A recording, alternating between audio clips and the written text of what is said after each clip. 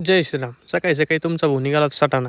दुपारी इतका जोरात वादळ आलं होतं की ती छत्री बिचारी जाऊ जाऊ करत होती. सुभाष भाऊ तर डायरेक्ट बाहुबलीसारखी एका हाताने छत्री पकडून धरली होती.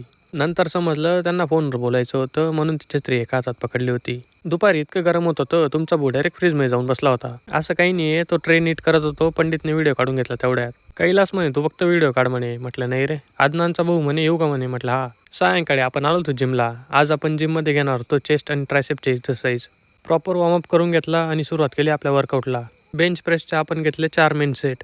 केबल रोचे घेतले आपण 3 मेन सेट. केबल रो मध्ये व्हेरिएशन देऊन अप्पर चेस्टसाठी घेतले 3 मेन सेट. चेस्टसाठी लास्ट आपण इन्क्लाइन बेंच प्रेसचे घेतले 3 मेन सेट. ओव्हरहेड ट्रायसेपचे घेतले आपण 3 मेन सेट. रिव्हर्स ट्रायसेप पुशडाऊनचे घेतले आपण 3 मेन सेट. आजचं वर्कआउट संपून आपण निघालो होतो घराकडे.